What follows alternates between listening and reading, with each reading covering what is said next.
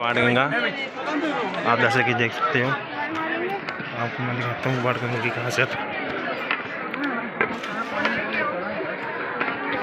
ये एंट्री करी हमने बाणगंगा के अंदर। देखो कितना अच्छा नज़ारा है यहाँ का और कितने सारे लोग हैं। ये देखो आपको दिखाता हूँ बाणगंगा की खासियत। और आप देख सकते हो इतनी भीड़ लगा रखी है। कितना अच्छा माहौल है यहाँ का। बहुत अच्छा माहौल है। ये देखो हमारे 3 साथी। देखो आपको मैं और भी आगे चीज़ दिखाता हूँ। कितने लोग नहा रहे हैं यहाँ पर और कितने अच्छे मज़े एंजॉय कर रहे हैं। ये देखो वाह